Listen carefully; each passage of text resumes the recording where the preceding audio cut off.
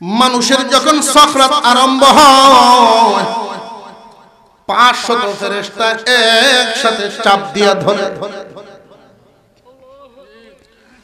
আল্লাহর বান্দা চিল্লায় আর বলতে থাকে, তোমরা কারা গো? এই অষ্টগ্রাম এলাকায় যত সম্পত্তি আছে সব সম্পত্তি লইয়া যাও, তো আমার চাপটা একটু কমায়া দাও। আল্লাহর ফেরেশতারা সম্পদ দিয়া কি করবে? চাপ কমাবে না, চাপ তো আর কমায় না। ডাক্তার ছেলে আইছে বাড়ি, আব্বা আমি আপনার বড় ভূত ডাক্তার, আমি আইছি। বাবারে তোমারে আমি ডাক্তার বানাইছি, তুমি ডাক্তার হইছো, আমার কি লাভ হইল? পারো যদি চাপটা একটু কমায় দাও। ডাক্তারের ডাক্তারি ফেরেশতা সারাইতে পারবো না। ইঞ্জিনিয়ার আসছে, ইঞ্জিনিয়ারেও বলে আমি আপনার ইঞ্জিনিয়ার হই। তুমি ইঞ্জিনিয়ার হইছো, এটা তোমার লাভ হইছে, আমার কি লাভ হইল? কোনো কাজে লাগলো না। পারলে চাপটা একটু কমায়া দাও। এই ছেলেও চাপ কমাইতে পারে নাই। এমনি হুজুর ছেলে আইছে বাড়ি। হুজুর ছেলে মক্তবেই শুনছেন, উলামায়ে কেরাম বলছেন যদি মুমূর্ষ ব্যক্তির পাশে বসে সূরা ইয়াসিন তিলাওয়াত করা হয় মৃত্যুর যন্ত্রণা আল্লাহ কমায়া দেন।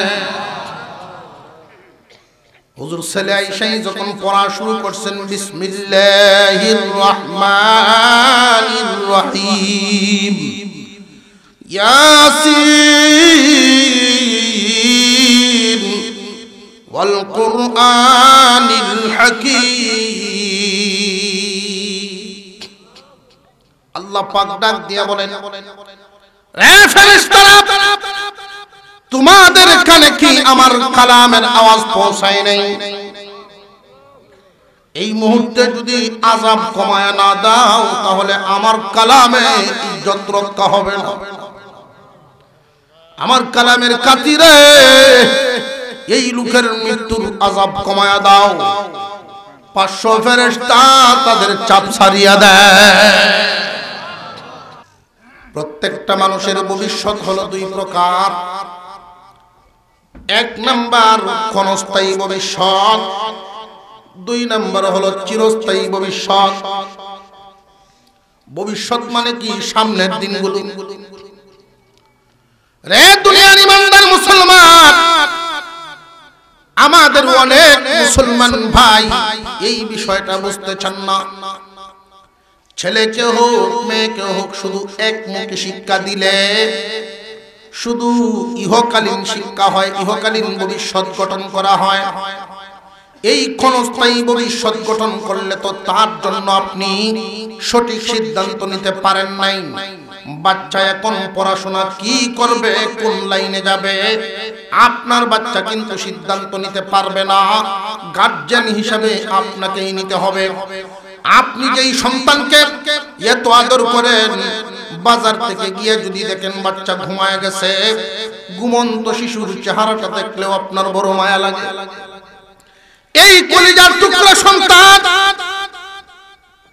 আপনার অসতর্কতার কারণে, আপনার দুর্বলতার কারণে এই দুনিয়ার ক্ষণস্থায়ী জীবন পার করে যখন আখিরাতের জীবনে পাড়া দিবে, ওইখানে গিয়ে ধরা পড়বে সন্তান যদি জাহান্নামী হইয়া যায়, তখন ওই সন্তানটাই বলবে, আল্লাহ আমার বাবা আমাকে ডাক্তার বানাইছেন কিন্তু মাদ্রাসায় নুরানি পর্যন্ত 3টা বছর পড়ান নাই।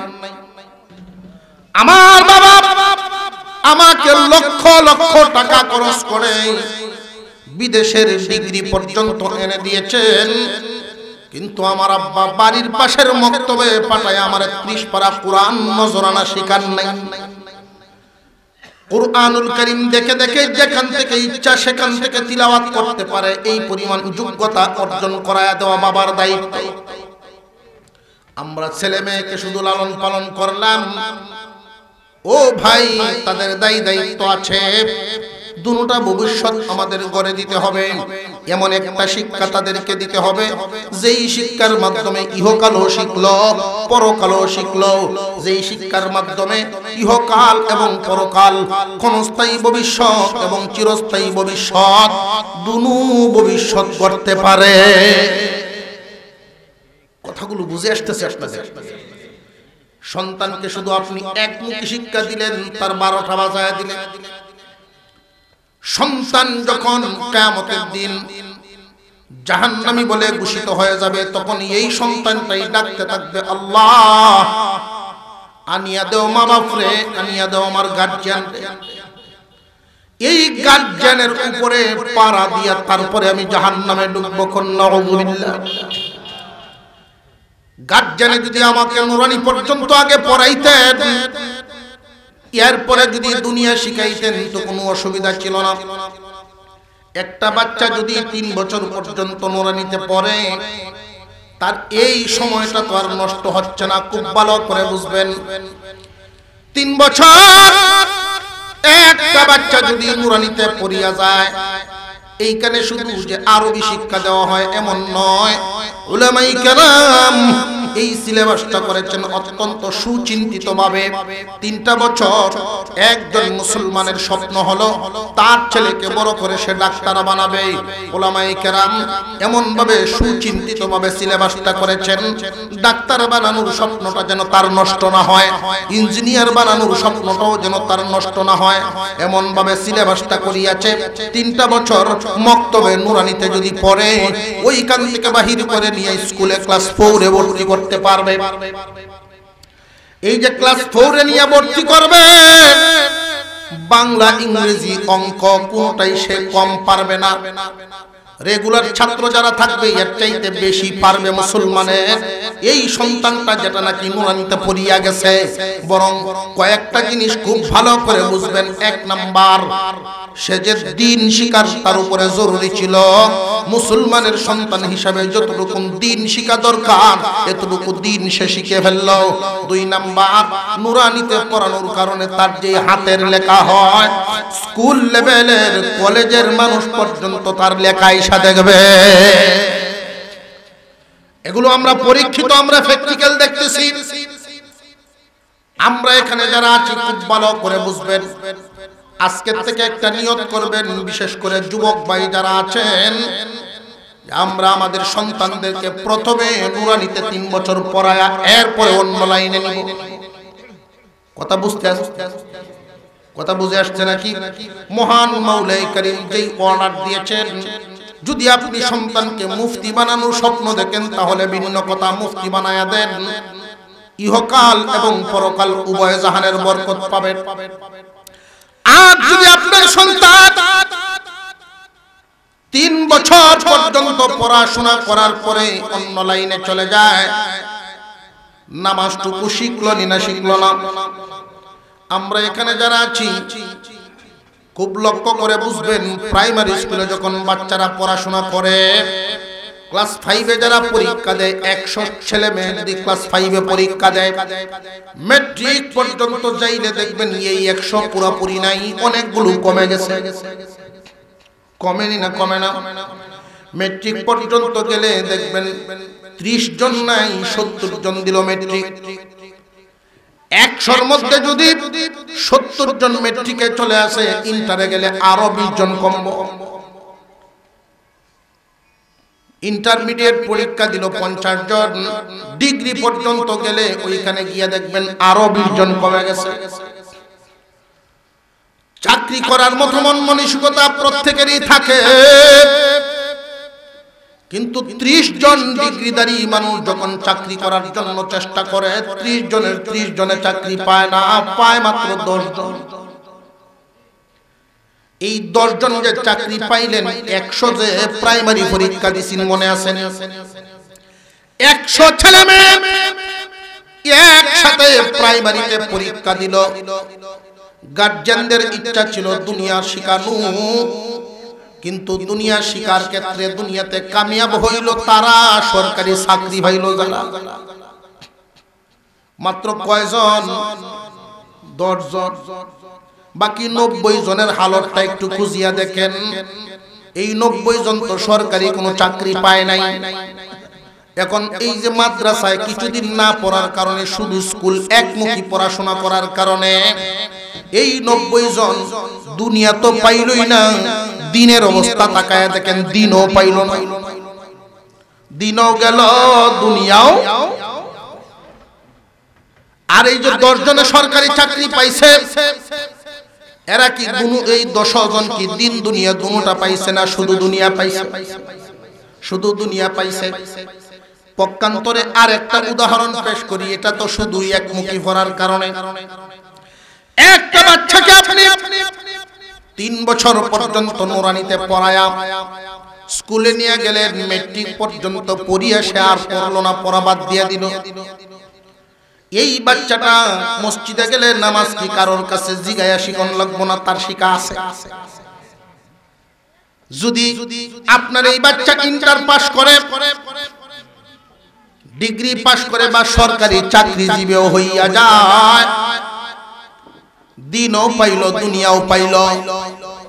আর যদি দুনিয়া সে নাই পায়, দুনিয়া পাইলই না, কোনো একটা ছোট্ট ব্যবসা করে, পান দোকান চালায়, কিন্তু এরপরেও নুরানিতে ছোট্টবেলায় তারে 3টা বছর পড়ানোর কারণে, আপনি দায়িত্ব পালন করার কারণে তার আখিরাতের যে ভবিষ্যৎ, চিরস্থায়ী ভবিষ্যৎ গড়ার যেই সামান আছে, নামাজ, রোজা, ওযু, গোসল, এই সামান অর্জন করার ক্ষেত্রে কারোর কাছে জিজ্ঞাসা করা লাগবে না। আপনার সন্তানকে আপনি দ্বীন শিখায়া দিলেন, যদিও উচ্চ ডিগ্রি হাসিল করিয়া দুনিয়া লাভ করতে পারে নাই, ব্যবসা করিয়া সংসার চালায়, কিন্তু 3টা বছর নুরানিতে পড়ানোর কারণে আপনার সন্তানটা আখিরাতের শিক্ষা অর্জন করার কারণে আখিরাতের সামান কামাইতে সাতার লস হবে না। বেশিরভাগ মানুষ নামাজ পড়ে না, সমাজে বেশিরভাগ মানুষ নামাজ পড়ে না। পড়েনার কারণটা সে জানে না, না জানার কারণে বেশিরভাগ মানুষ নামাজ পড়ে না। নামাজ যদি জানে, জানিয়ে রাখবেন, জানাটায় তারে টানে, জানলে কিন্তু জানায়, কিন্তু তারে টানে।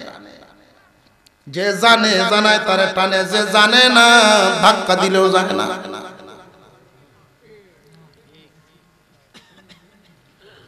মুরব্বী মানুষ কয় হুজুর দোয়া করেন, ব্যবসা বাণিজ্য তো ছাড়িয়ে দিছি, এখন আল্লাহ বিল্লাহি করা, যে ব্যবসা কেন ছাড়লেন? কয় পোলা মানে এখন আর দেয় না, দোকানও বইতাম, ছেলেরা বড় হয়েছে। খবর লইয়ে দেখা গেছে, যে 500 টাকা যদি কাস্টমারে দেয়, বেটা 700 টাকা ঘুরায় দেয়। মাথা ঠিক আছে? তা ছেলেরা বলে আব্বা আপনার আর বসতে হবে না।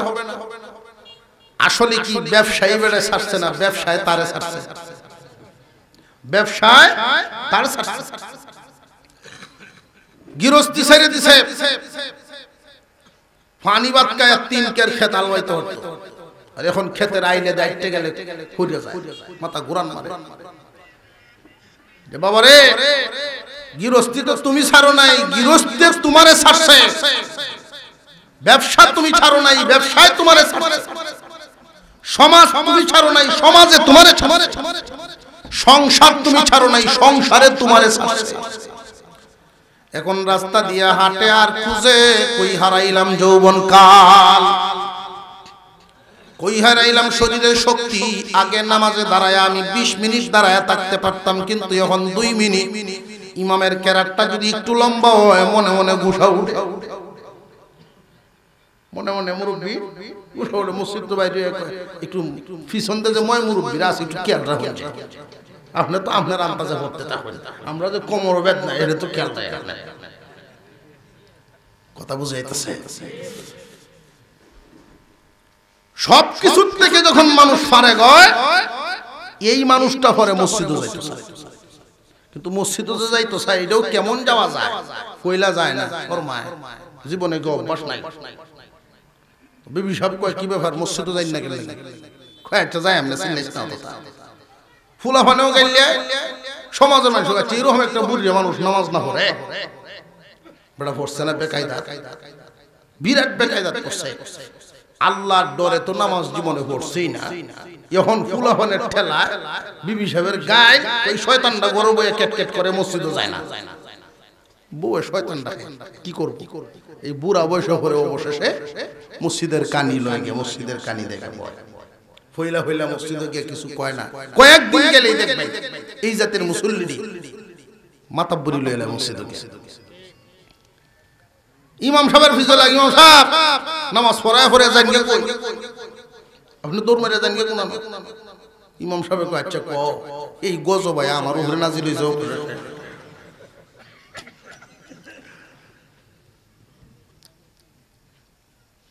এক ইমাম সাহেব উনি বয়ান করতেছেন নামাজীদের উপরে আল্লাহর রহমত নাজিল হয়, নামাজীদের উপরে আল্লাহর রহমত নাজিল হয়, এতে আপনাদের কোনো সন্দেহ আছে? ইমাম সাহেব শুক্রবারে এই বয়ানটা করতেছেন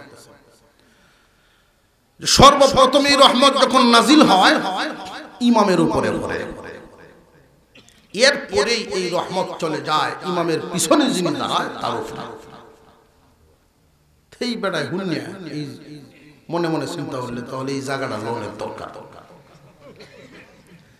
কিছু কিছু মসজিদে সফর করলে অভিজ্ঞতা হয়, কিছু কিছু মসজিদে মুয়াজ্জিন কেউ ইমামের পিছে দাঁড়ানি লাগে যায়, যত বড় হুজুরই জায়গা ছাড়তো না,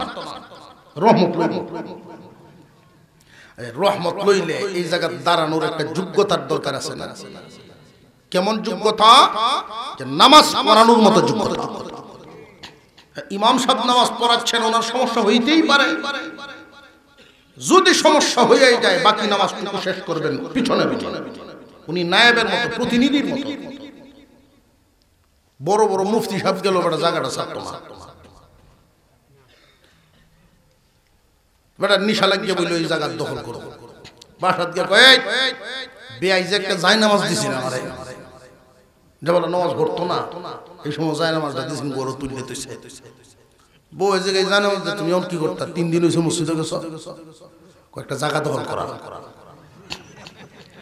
জায়গা দখল জীবন ভর মানুষের জায়গা দখল করছো, সিম চালছো, বাড়ির সিম চালাও, ক্ষেতের সিম চালাও, এখন মসজিদে কি তা দখল করতা? তুই বুঝতে না, তুই বুঝতে না। আল্লাহর ঘরে যায় নামাজ যদি কেউ বিছাইতে চায় এটারও মাসালা আছে। আল্লাহর ঘরের জায়গা কেউ দখল করতে পারবো না, যায় নামাজ বিছাইতে পারবেন। শীত আসতেছে অনেকেই যায় নামাজ বিছাইব নিয়ে, নিয়ত কিন্তু রাখতে হবে আপনার আগে যদি কেউ এখানে বসে যায় তারে তুলতে পারবেন না। এই বেটার যায় নামাজ যদি কেউ কে বই ওরে তেই বেটা গুথা গেল দেখো না যায় নামাজ তুই দেখো না তুমি তুললে দেয় বেটা। তুই একদিন ইমাম সাহেব ফেস লাগিয়ে বললো নামাজ, তো ইমাম সাহেব 8টা বাড়াইছেন পিছে তো যারে ভাইছে তো দোষে তো এই বেটা রে দহল রে বেটা সামনে টানে বেটা পিছে 2-3 টান দেওয়ার নামাজের নিয়ত ছাড়িয়ে দেয়, আপনি আমার এটা নন আমি তো জানি না কি সব মানুষের নিয়ত ছাড়িয়ে। আপনি জানেন না তো এই জায়গায় দাঁড়ালেন কেন? জানেন না এই জায়গাটা খা আমি তো আইসলাম বাবা রহমতের আশা, এরকম গজব হইল আমি জানলে আইলাম। এই কথাগুলি বলা লাগে এই কারণে সমাজে কিছু মানুষ বেবুঝ মানুষ আছে, যেখানে বলবেন না হেন কথা বুঝে আসতেছে আপনার, এগুলো দরকার। এই জায়গাটা একদম জান্নেওয়ালা লোকের জন্য কথা, ঠিক আছে? কিন্তু এই লোকটা যদি নুরানিতে পড়া থাকতো তাহলে কি আর অসুবিধা ছিল? আপনার ছেলে যদি হয় 4 জন, নুরানিতে পড়াইবেন কয়জন? তাহলে বুঝাইতে পারছি আমি বিষয়টা, এটাই আমার লক্ষ্য উদ্দেশ্য ছিল। আজকাল আমাদের সন্তানদেরকে দুনিয়ায় বসবাস করার জন্য যেই পরিমাণ শিক্ষা দেই, আখিরাতের কামাই করার জন্য কিন্তু এর 10 ভাগের 1 ভাগও শিক্ষা দেই না। সন্তানের ভবিষ্যৎ গড়িয়ে দেওয়া মা বাবার উপরে দায়িত্ব, কিন্তু মা বাবা শুধু একমুখী ভবিষ্যৎ করিয়া দেয়, দ্বিমুখী ভবিষ্যৎ করে না। ক্ষণস্থায়ী ভবিষ্যতের পেরেশানি, আমার ছেলে দুনিয়াটা কেমনে পার করব। হাইরে দুনিয়া কয়েকদিনের জিন্দেগি। আমাদের মাথার উপরে যে লাইট গুলো জ্বলতেছে, এই লাইট গুলো যদি দোকানে কিনতে যান তাও একটা 6 মাস বা 1 বছরের গ্যারান্টি পাওয়া যায়। 6 মাস 1 বছরের গ্যারান্টি পাওয়া যায়, কিন্তু আমাদের এই সোনার জীবন, এই জীবনের 1 সেকেন্ডের কোনো গ্যারান্টি না। এই জীবনটার জন্য কি পরিমাণ পেরেশান। আপনি আপনার সন্তানকে আলেম বানান, এই পরামর্শ দিতেছি না। আলেম তো বানাইবেনই না, কারণ ভাত খাইতো না। হুজুর বানানোর কথা কইতাছি না, কিন্তু সর্বনাশ করেন না। নুরানিটা অন্তত পক্ষে পড়ায় নেন, তাহলে আপনি মরলে জানাজার নামাজটা পড়তে পারবো। সন্তানকে আপনি জন্ম দিলেন, এই সন্তানটা যদি আপনার কোনো কাজেই না লাগে, তাহলে কেন তার লালন পালন করলেন, তার পিছনে ব্যয় করলেন? মুরব্বী মানুষ, গ্রামের একজন মুরব্বী মানুষ, ওনার ছেলে সন্তান হইল 3 জন। কয়জন? 3টা ছেলে উনার। এই 3 ছেলের মধ্যে একজন খুব দেখতে শুনতে সুঠাম দেহের অধিকারী, সুন্দর। বাপে নিয়ত করছে যাই ছেলেটা একটা অফিসার হইতে পারবো। এই ছেলেটারে দিস স্কুলে একমুখী শিক্ষায় শিক্ষিত করলো, বড় হইয়া হইছে ডাক্তার। লস হইছে না লাভ হইছে? ইহনো বই তো লসই কইতাছে, আসলে মনে মনে কি লস না লাভ? লাভ হইছে, দুনিয়ার লাভ হইছে, দুনিয়ার লাভ হইছে দিছে। কিন্তু ছেলেটারে সরস ইঞ্জিনিয়ার বানাইছে, আর একটা ওইটাও দেখতে শুনতে ভালো ছিল, এটারও বানাইছে এই লাইন। আর একটা ছেলে আছে না তেমন একটা বোঝে না, যে দেভিরা এমনি তাহে কয়টা ব্যাক কল দে মাদ্রাসা পড়তে হইরে মুন্সিও এটারই তো দেয়। আল্লাহর কি মেহেরবানি, এই সাদা সাদা ছেলে হাফেজ হইছে, আলেম হইছে। লোকটা খুব জান্নাওয়ালা লোক, তেমন শিক্ষিত না, হাজী সাহেব মানুষ, এলাকার বড় গৃহস্থ। ছেলেরা কি কামায়া তারে দিব এই চিন্তা বেড়া নেই। বেড়া সম্পত্তি বহুত, দোকান বাড়াইতেছে, বাসা বাড়াইতেছে, ছেলেদের ইনকামের দিকে বেড়ার কোনো নজর নাই। কুরবানি ঈদের সময় বড় গরু কিনে কুরবানি দেয়, ছেলেরা বাড়িতে আয় ঈদ করে। ছেলেদের চাল চলন আবার মুরব্বী খুব বুঝে। অনেক মুরব্বী আছে দেখবেন, আমি এক মুরব্বী লাগল ভাই ইসলাম, বেড়া মূর্খ মানুষ, কথা যে খুব দামি দামি। পঞ্চায়েত বইয়া একদিন বলতেছেন, মেয়া লুবের সাথে কিন্তু আকলে পারে না। আমি এই কথাটা লিখে রাখি, লুবের সাথে আকলে পারে না। এটা হলো মূর্খ বেড়ার কথা, বেড়া বড় শব্দ। আমি এটার ব্যাখ্যা করলাম, চিন্তা করলাম, কথা সঠিক। কারোর ঘরের উপরে যদি লুব সোয়ার হয়ে যায়, কেউ যদি লুব এফায়ার, সে যত বড় শিক্ষিত হোক না কেন, তার পতন নিশ্চিত। লুবের সাথে আকলে পারে না, আকল বাঁচাই দিত না, তারে শিক্ষায় বাঁচাতে পারবে না, তার পতন হবেই যদি লুবে তারে পারে।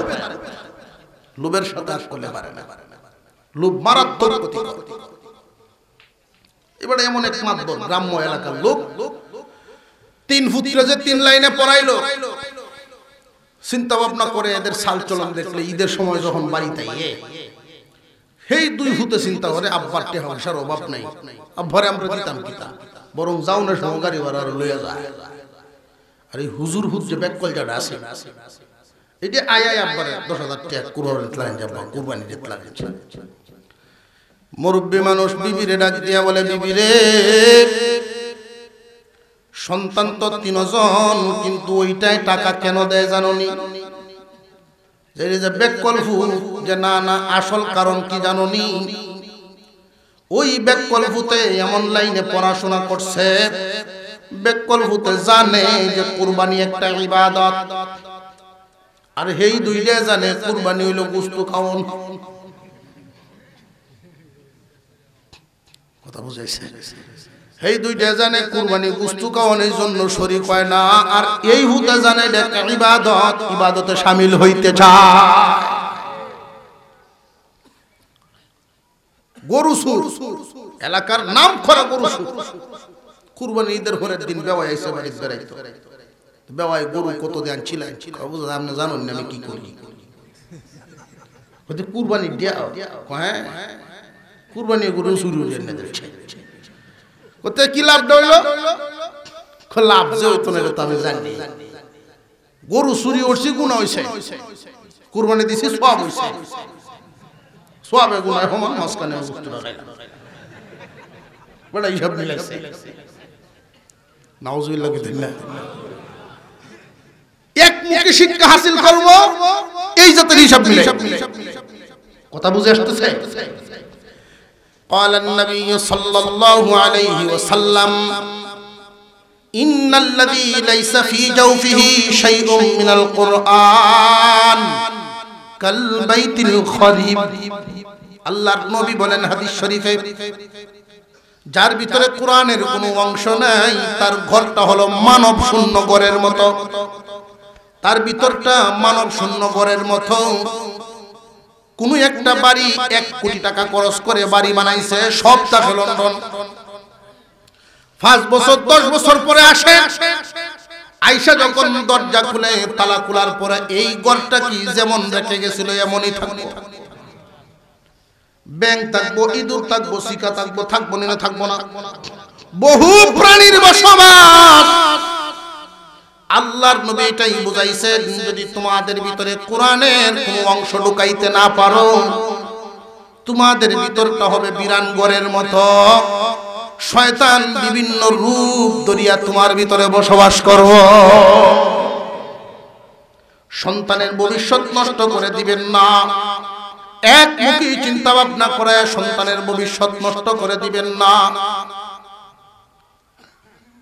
এই লোক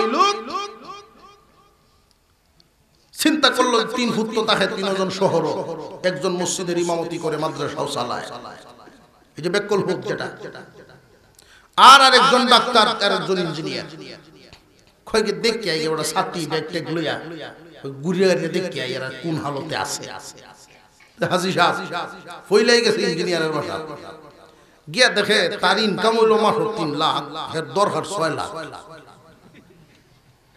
তো আরো 3 লাখ টাকার ফেরেশানি আছে না, এর ফেরেশানি দেখিয়া বাপে কাহা রে পুত্রে কি লাইনে তোরে ভরাইলাম, দুনিয়া তো তোর উপরে উঠে বয়ে গেছে। পানির উপরে যদি নৌকা থাকে সুন্দর চন্দ্র, কিন্তু নৌকার উপরে যখন পানি উঠবে তখন অবস্থাটা কি? কথা বুঝে আসতেছে? হাজী সাহেব বলেন, না বাবা তোমার বাসা তৈল না, বুঝছি তোমার জিন্দেগি কোন হালতে যাইতেছে।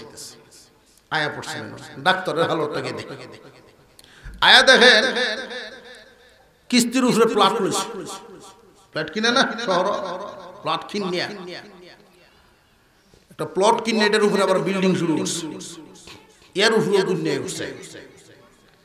এর যে ফেরেশানি, আহারে সরকারি ডিউটি পালন করে চেম্বারও যায়, এইখান তো হেনও যায়, এই চেম্বার তো আরেক চেম্বারও যায়, খালি দৌড়ের উপরে আছে।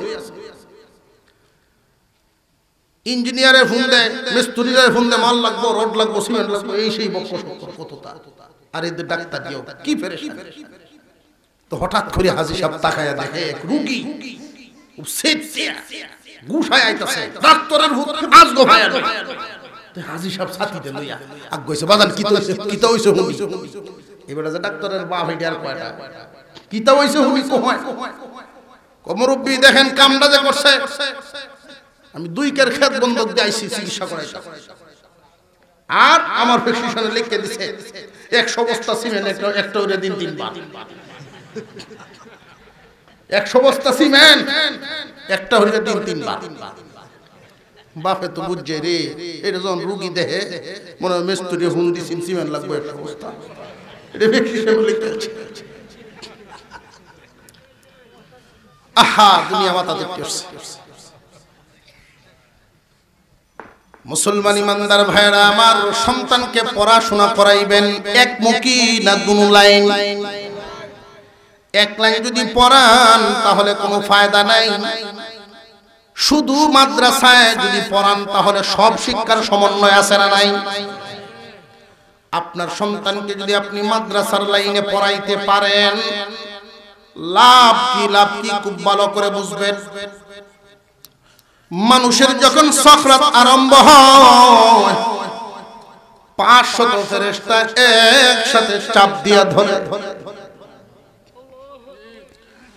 আল্লাহর বান্দা চিল্লায় আর বলতে থাকে, তোমরা কারা গো? এই অষ্টগ্রাম এলাকায় যত সম্পত্তি আছে সব সম্পত্তি লইয়া যাও, তো আমার চাপটা একটু কমায়া দাও। আল্লাহর ফেরেশতারা সম্পদ দিয়া কি করবে? চাপ কমাবে না, চাপ তো আর কমায় না। ডাক্তার ছেলে আইছে বাড়ি, আব্বা আমি আপনার বড় ভূত ডাক্তার, আমি আইছি। বাবারে তোমারে আমি ডাক্তার বানাইছি, তুমি ডাক্তার হইছ, আমার কি লাভ হইল? পারো যদি চাপটা একটু কমায় দাও। ডাক্তারের ডাক্তারি ফেরেশতা সারাইতে পারবো না। ইঞ্জিনিয়ার আসছে, ইঞ্জিনিয়ারেও বলে আমি আপনার ইঞ্জিনিয়ার হই। তুমি ইঞ্জিনিয়ার হইছো, এটা তোমার লাভ হইছে, আমার কি লাভ হইল? কোনো কাজে লাগলো না, পারলে চাপটা একটু কমায়া দাও। এই ছেলেও চাপ কমাইতে পারে নাই। এমনি হুজুর ছেলে আইছে বাড়ি, হুজুর ছেলে মক্তবেই শুনছেন, উলামায়ে কেরাম বলছেন যদি মুমূর্ষু ব্যক্তির পাশে বসে সূরা ইয়াসিন তিলাওয়াত করা হয় মৃত্যুর যন্ত্রণা আল্লাহ কমায়া দেন।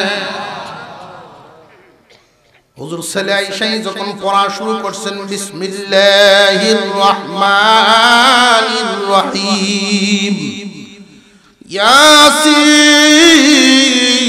ইয়াসিন ওয়াল কুরআনিল হাকীম। আল্লাহ পাক ডাক দিয়া বলেন, এ ফেরেশতারা, তোমাদের কানে কি আমার কালামের আওয়াজ পৌঁছায় নাই? এই মুহূর্তে যদি আযাব কমায় না দাও তাহলে আমার কালামে ইজ্জত রক্ষা হবে না। আমার কালামের খাতিরে এই লোকের মৃত্যুর আযাব কমায়া দাও। 500 ফেরেশতা তাদের চাপ ছাড়িয়া দেয়। তাহলে সন্তানকে কোরআন শিখায় লাভ হইছে না হইছে না?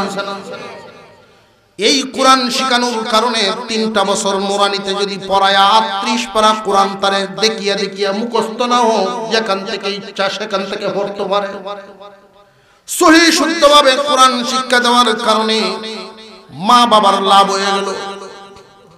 জানাজার নামাজের বেলায় অবস্থাটা দেখেন, কোন সন্তান যদি মা বাবার জানাজার নামাজ পড়ায় দিতে পারে, এই সন্তান যখন মা বাবার জানাজা পড়ানোর জন্য দাঁড়ায় যায়, চোখের সামনে ভাসতে থাকে এই যে লাশ নিয়ে আমি দাঁড়াইলাম জানাজায়, এই লাশ হলো আমার আব্বা অথবা আমার আম্মা।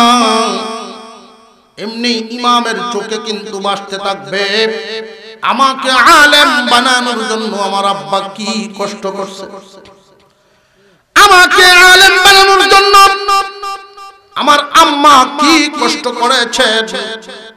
মাদ্রাসায় যখন একটা ছাত্র পড়ে ছুটি কাটানোর জন্য যখন বাড়িতে যায়, লক্ষ্য করে দেখবেন খোলার দিন কোনো বাচ্চা যদি মাদ্রাসায় আসতে একটু গড়িমসি করে, বাবা ওখান থেকে ডাক দেখায় আমার বাড়ির জায়গা নাই, তাড়াতাড়ি মাদ্রাসায় যাও।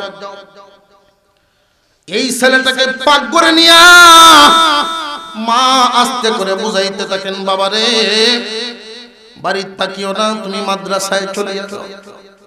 যেই বাচ্চাটাকে নিয়ে মা একসাথে ঘুমাইতে পারলে কলিজায় ঠান্ডা হয়ে যায়, কলিজায় আরাম পায়, ওই কলিজার টুকরা সন্তানটাকে মাদ্রাসায় শীতের দিনে কেন ফাটায়? উদ্দেশ্য একটাই, আমার সন্তান কোরআন শিখবে, আমি মরলে জানাজা পড়ায়। সন্তানের সামনে যখন মা বাবার লাশ দাঁড়ায় যায়, এই লাশ রেখে যখন সন্তান সামনে ইমাম হয়, এই দৃশ্যগুলো যখন স্মরণ হইতে থাকে চোখের মধ্যে আর পানিটা আটকে রাখতে পারে না, চোখের পানি ছাড়তে থাকে আর আল্লাহর কাছে মনে মনে দোয়া করে। প্রথম তাকবীর যখন দেওয়া হয় চোখের পানি বাহির হয়ে যায়, আল্লাহু আকবার। এই যে তাকবীরটা যখন দেয়া দেয় মা এবং বাবার উদ্দেশ্যে, আল্লাহ ডাক দিয়ে বলেন, ফেরেশতারা ইমামের চোখে পানি কেন, কারণটা কি?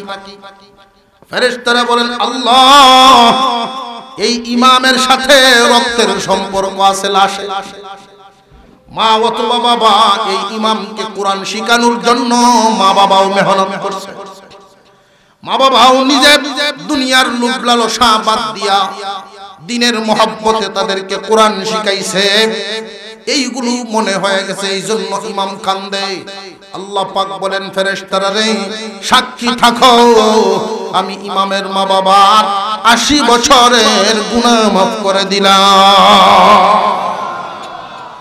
লাভ হইছে না হইছে না? সন্তান যদি কোরআন শিখে মা বাবার লাভ আছে না নাই? মুসা আলাইহিস সালামের জামানার একটা ঘটনা তাফসীরের কিতাবে উল্লেখ করা হয়। মুসা আলাইহিস সালাম আল্লাহর সাথে কথা বলার জন্য যাচ্ছেন, যাওয়ার পথে দেখলেন একটা কবরে বড় আযাব হয়, আবার ফিরার পথে দেখেন বড় আরাম হয়, বড় শান্তিতে আছে। উনি দাঁড়ায় গেলেন, আল্লাহর কাছে জিজ্ঞাসা করেন, আল্লাহ এই কবরের মধ্যে দেখলাম লোকটা বড় কষ্টে ছিল, কিন্তু এখন আরাম পাচ্ছে, তার কারণটা কি আমার একটু বোঝায়া দেন। আল্লাহ পাক রব্বুল আলামিন বলেন, ও মুসা এই যুবক যখন দুনিয়াতে ছিল আমার নাফরমানির কারণে তার আমলনামা গুনাহে বাড়ি হয়ে গিয়েছিল, কবরে আসার পরে তার জন্য আযাব নির্ধারণ করে দেওয়া হলো, কিন্তু একটা কাজ করেছিল ভালো, স্বামী স্ত্রী দুইজন একসাথে সংসার শুরু করেছিল, বাচ্চা আসছে বিবির পেটে। এই বিবিকে সে বলছিল, বিবি রে যদি আমার ছেলে হয় তাহলে আমি মাদ্রাসায় পড়াবো, আমার যদি ছেলে হয় তাহলে আমি মাদ্রাসায় পড়াইমু। এই কথা বলিয়া সে নিয়ত করছে, সন্তানের মুখ দেখতে পারে নাই, দুনিয়ার থেকে বিদায় হয়ে গেছে, কবরে আযাব দেওয়া হচ্ছিল। কিন্তু আজকে সেই বাচ্চাটা 5-6 বছর বয়স হয়ে গেছে, ওই বাচ্চাকে তার মা আঙুলে ধরে ধরে নিয়ে মাদ্রাসায় ভর্তি করে দিয়েছে। এই বাচ্চাটা যখন সর্বপ্রথম সবকটা যখন পড়া শুরু করে দেয়, বিসমিল্লাহির রহমানির রহিম, মুসারে বলো দেখি যার বাচ্চায় আমাকে রহমান এবং রহিম বলতেছে, আমি আল্লাহকে যার বাচ্চাটায় যার সন্তান আমাকে রহমান রহিম বলিয়া ডাক মারে, আমি তারে কেমনে আযাব দেই? এই জন্য আমি আল্লাহ আযাবের ফেরেশতা বদলায় আর রহমতের ফেরেশতা নাজিল করে দিলাম। সন্তানকে কোরআন শিক্ষা দেওয়ার দরকার আছে না নাই? বাচ্চাদের মধ্যে একটারে দিলেই না ছেলে মেয়ে সবগুলোরে, কোন রকম না 3 বছরের নুরানি, 3টা বছর পর্যন্ত যদি নুরানি পড়াইতে পারেন তাহলে মাসআলা মাসাইল নিজের শিক্ষাটা নিজে অর্জন করতে পারবে, নিজের শিক্ষাটা নিজে অর্জন করতে পারবে।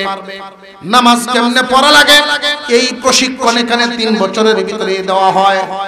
যদি কোনো কারণে মসজিদে ইমাম সাহেব না থাকেন, এই মসজিদে তাৎক্ষণিক নামাজ পড়ানোর মতো যোগ্যতা তার থাকে, সহি শুদ্ধভাবে কোরআন শিক্ষা দেওয়া হয়।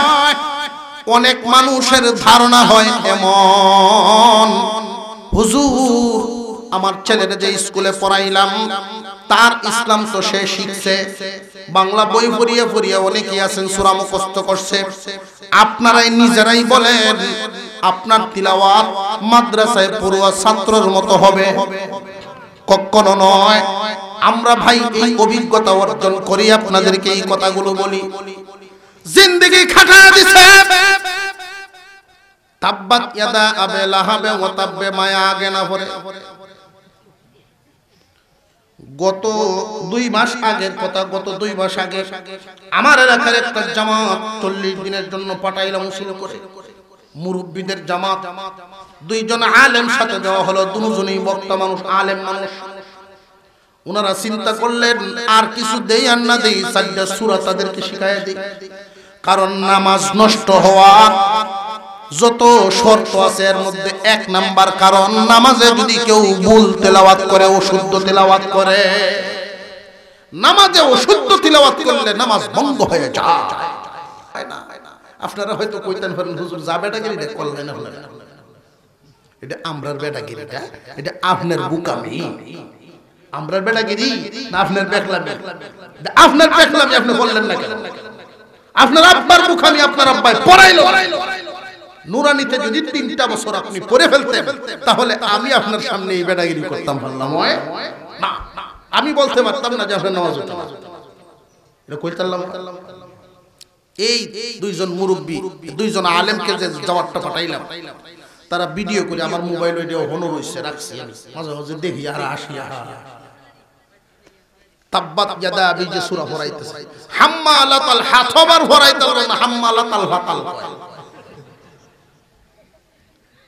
উচ্চারণ করাইতাল। অনেক টাইনে টাইনে বাউসা করে একটু জায়গা টানে, আবার গুরান দিতেই পরিষ্কার, আবার জায়গা।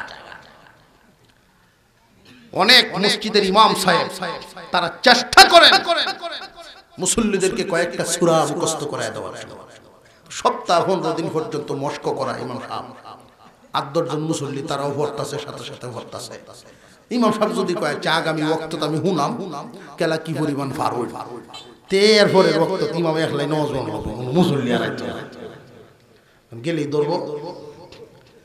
এই জন্য ভাই কাঁচা থাকতে না নুয়ালে বাস, পাকলে করে টাস টাস। মুরব্বীদের কথা এটা, কাঁচা থাকতে না নুয়ালে বাস, পাকলে করে টাস টাস। ছোটবেলায় যদি বাচ্চাটাকে আপনি না পড়ান, বড় হইলে আর ওই জায়গায় হবে না। ছেলে হোক মেয়ে হোক, ইসলামী নিয়ম নীতি মানা শুধু বুড়া হইলে দরকার না, বালেগ হওয়ার পরে। বালেগ হওয়ার পরে যে নামাজ কালাম শুরু করব, শিখলে না শিখলে। এই জন্য শিখানো আগে মক্তবে শিখায় দিবেন, আপনি ওইখানেই তারে শিখায় দিবেন। যদি আপনার একটা বাচ্চাকে আপনি নামাজটা শিখায় দেন, নুরানিতে পড়ায় যদি তারে কমপ্লিট করে দিতে পারেন, কিয়ামতের দিন আল্লাহর সামনে আপনি আসামি হবেন না। সে যদি নামাজ না পড়ে তার জাহান্নামে সে যাবে, আপনাকে দোষী করতে পারবে না, এই কথা বলতে পারবে না যে আব্বা আমারে ভরাইছে।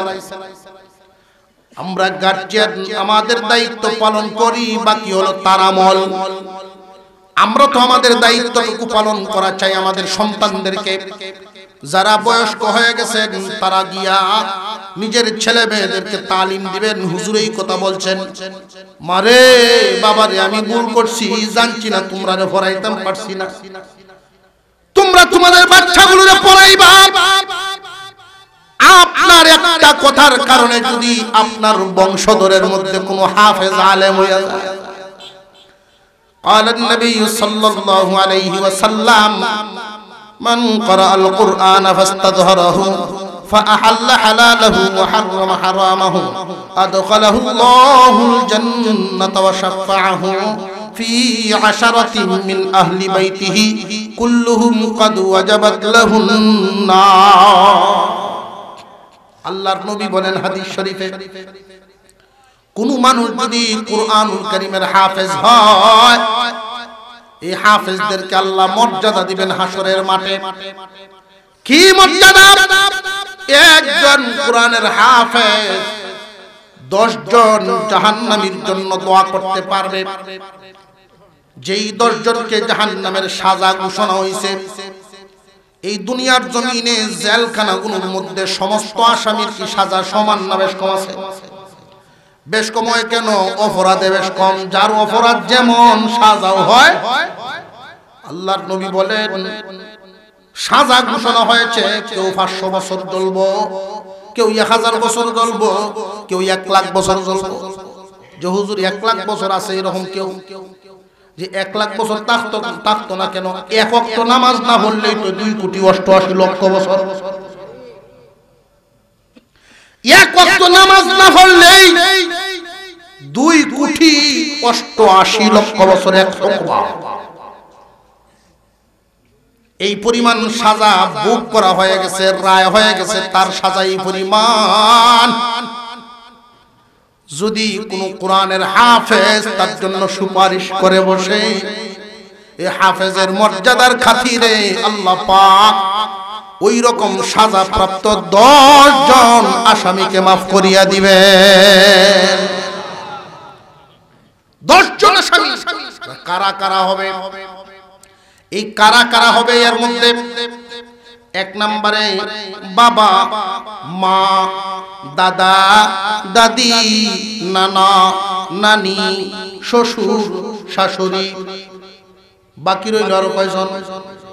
আর যে 2 জন রইল, যাদের সহযোগিতায় আল্লাহর কালাম মুখস্থ করে লজিং থাকে না, থাকে না, রক্তের কোনো সম্পর্ক নাই, আত্মীয়তার কোনো সম্পর্ক নাই, এরপরেও একটা ছাত্ররে খানা খাওয়ায়া কোরআন মুখস্থ করার সুযোগ দেয়, কোরআন শিখার সুযোগ করে দেয়। এই জন্য আল্লাহ তারে এই মর্যাদা দিবেন যে হুজুর বিবি সাহেব কি যাইতো না, যে এটা তো সাথে আছে, ওই এলা তো সাথে আছে, ওইলা তো সুপারিশ লাগে, এলা তো সাথে আছে। কারণ প্রত্যেক স্বামীর আঙ্গুলে ধরে স্ত্রী হাসরের মাঠে দাঁড়াইব।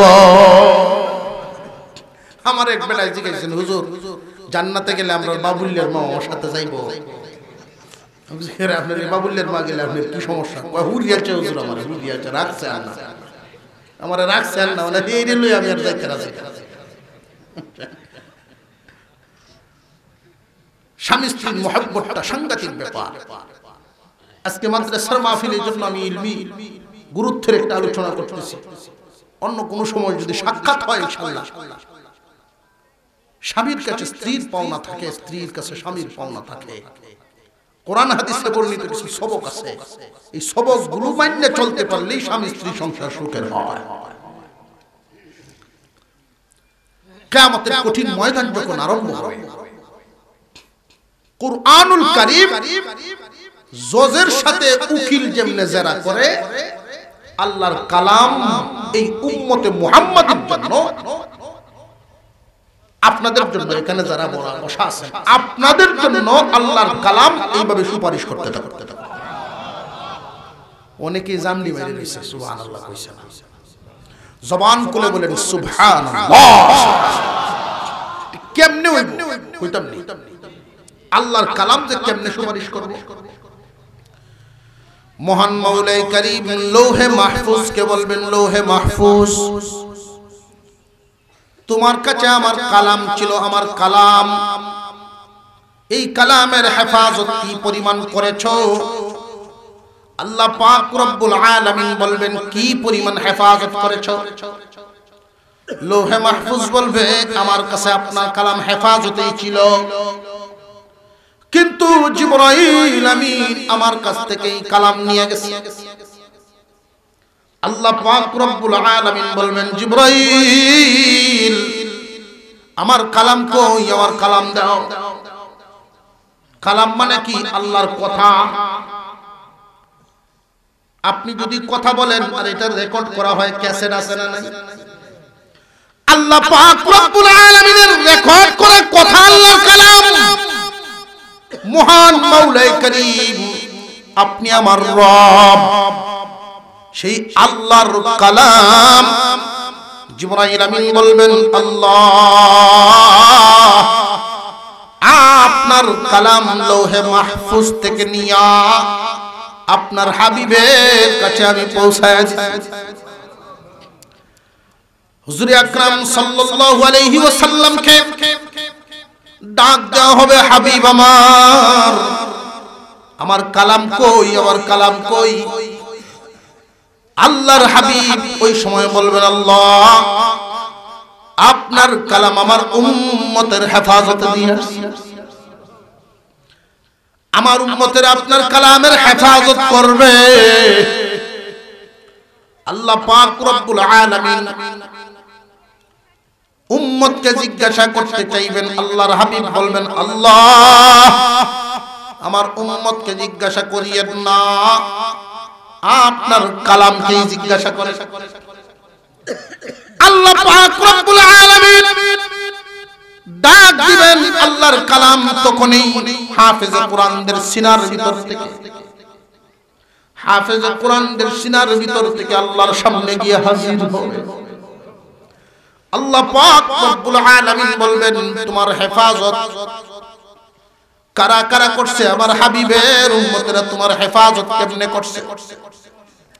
আল্লাহর কালাম বলতে থাকবে, আল্লাহ আমার হেফাজত করার জন্য একদল মানুষ তাদের ছোট্ট বেলাটাকে মাদ্রাসার ফ্লোরে ঘুম পাড়ায় কাটায় দিয়েছে। একদল মানুষ কোরআন পড়াইছে, আর একদল মানুষে কোরআন পড়ছে, আর এই দুই দলের মাঝখানে আরো এক দল আছে, আল্লাহ আমাকে পড়ানোর ব্যবস্থাও করিয়ে দিয়েছে। আল্লাহ পাক রব্বুল আলামিনের দরবারে আল্লাহর কালাম সুপারিশ করতে থাকবে। আল্লাহ পাক বলবেন, যারা তোমাকে মুখস্থ করে হেফাজত করছে, ব্যাখ্যা বিশ্লেষণ করে হেফাজত করছে, কোরআনের কেউ ভুল ব্যাখ্যা দিলে সাথে সাথে প্রতিবাদ দেওয়া হয়েছে, সহি ব্যাখ্যা করিয়াছে, ওই সমস্ত মানুষগুলোর যদি ভুল তাকেও পর্দার আড়ালে বিচার করিয়া এদেরকে মাফ করা। আল্লাহ পাক রব্বুল আলামিনের দরবারে আল্লাহর কালাম বলবে, আল্লাহ এক দলে পড়াইছে আর এক দলে পড়ছে, আর একটা দল যে আছে পড়ানোর ব্যবস্থা করছে। আল্লাহ দুনিয়ার জমিনে দুইটা ইট জোড়া লাগলে দেখছি সিমেন্ট লাগে। দুই দল মানুষ পড়াইছে আর পড়ছে, আর এক দল মানুষ পড়ানোর ব্যবস্থা করিয়াছে। আল্লাহ এই অষ্টগ্রামী এলাকা যে সমস্ত মানুষ কোরআন পড়ানোর ব্যবস্থা করিয়াছে, আল্লাহ এদেরকেও মাফ করিয়া দাও। আল্লাহ বলবেন, এদের তো অনেক বড় বড় গুনাহ, এদের তো এই গুনাহ আছে, ওদের তো এই গুনাহ আছে। আল্লাহর কালাম তখন কিন্তু উকিলের মতো জেরা করতে থাকবে আপনাদের জন্য। আমার শায়েখ মুর্শিদ তিনি বলেন, কোন এলাকায় যদি মাদ্রাসা হয়, কোরআনের মাদ্রাসা হয়, ধরিয়া নিবা, আল্লাহ এদেরকে বস্তাত ভরিয়া জান্নাতে দেওয়ার জন্য আল্লাহ মাদ্রাসা করেছে। কারণ এই মাদ্রাসার প্রতি মানুষের মহব্বত এক একজনের এক এক ধরনের মহব্বত থাকে। এই এলাকার কোন মানুষ মহব্বত হইলেও করে, মহব্বত মন থেকে হইলেও মহব্বত করে মাদ্রাসা। রাস্তা দিয়ে যাওয়ার সময় যদি মনে মনে কয়, আরে নবীর বাগান, নবীর বাগান, এই যে মহব্বতটা করলো, এই উসিলায়ও কেউ যদি ইন্নাল আলিমা ইন্নাল ইলমা ওয়াল আলিমা লাম তুকতাব লাহু খাতিআতু আইয়াম হায়াতিহি, লাম তুকতাব লাহু খাতিআতু আইয়াম হায়াতিহি। মানুষের দিলের ভিতরে যদি কোনো মুমিনের দিলের ভিতরে ইলম এবং আলেমদেরকে মহব্বত রাখতে পারে, মহব্বত, এই ভালোবাসার খাতিরে আল্লাহ পাক তারে পুরস্কার দিবেন দুইটা। এক নাম্বার পুরস্কার, তার আমলনামায় সগীরা গুনাহ লেখা হইবে না। দুই নাম্বার, তার ঈমানের সাথে মৃত্যু দেওয়া হবে। মহব্বত প্রকাশ করা, সাহায্যকারী হয়ে যাওয়া। আল্লাহর কালাম বলতে থাকবে, আল্লাহ কিয়ামতের কঠিন ময়দানে আল্লাহর কালাম সুপারিশ করবে। এক দলে কোরআন পড়ছে, আরেক দলে পড়াইছে, আরেক দল পড়ানোর ব্যবস্থা করছে। যারা পড়ছে পড়াইছে, আরেক দলে যে পড়ানোর ব্যবস্থা করলো, আল্লাহ এদেরকেও মাফ করিয়া দেব। জোরে কর না সুবহানাল্লাহ। হাসরের মাঠে আল্লাহর কালামের সুপারিশ আশা করি তো ইনশাআল্লাহ। আমরা কারা কারা চাই যে আল্লাহর কালাম আমার সুপারিশ করে?